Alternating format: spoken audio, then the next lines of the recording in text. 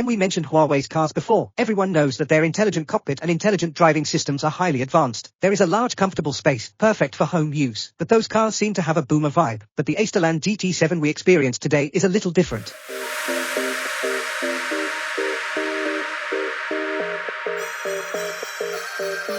The background is familiar to everyone. Aistaland is a young, intelligent and relatively high-end brand jointly created by Huawei Jiankun and GAC Group. GT7 is positioned as a new generation of intelligent hunting gear. It can also be seen from the shape that it is very hunting style. The wide-bodied and low-lying posture and the very eye-catching body color make it look very sporty. So how does this car drive? Let's talk in the car. Let's start with the hardware. Aistaland GT7 series comes standard with double-cavity air spring and continuous dynamic damping adjustment shock absorber. It is also equipped with a suspension combination consisting of front double wishbone and rear H-arm multi-link independent suspension. Have a solid foundation. At the software level, GT7 is built by a new generation of Huawei Jiankun G2 platform.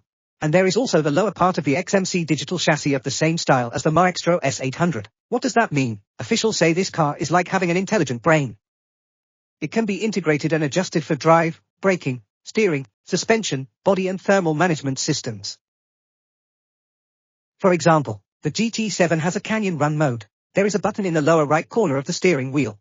When you long press this button, you will enter this mode. In this mode there will be an adaptive throttle response sensitivity adjustment.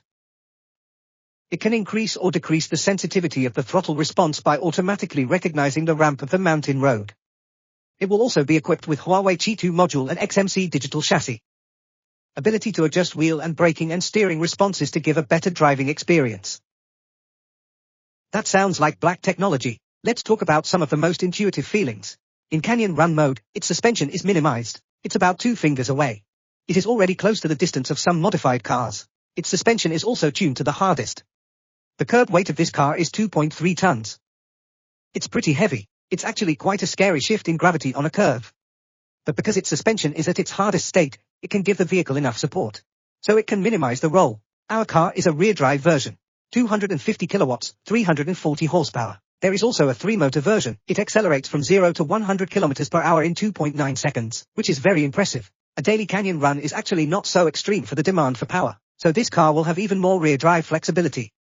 In the corner, when you step on the accelerator a little harder, you will feel a little sliding at the rear. It's actually quite fun to drive.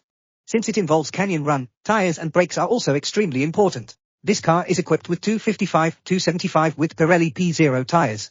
The front brakes use 4-piston calipers from Continental, which is of high specification. The official braking distance of 100 kilometers is 33 meters, which is already a very good result.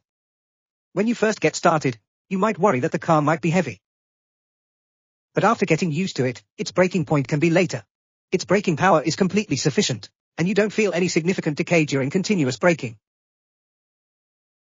Flexibility is also highly valued when going canyon run. The car's body length is over 5 meters. The wheelbase reaches 3 meters, which is completely the size of a medium-large car. Although the car is big, this car has a minimum turning radius of only 5.45 meters. It is actually on par with ordinary compact sports cars. The steering feel of this car will also be tighter. So its car body will respond when there is movement of the hands. The rear and follow-up performance and the agility of the car are quite good.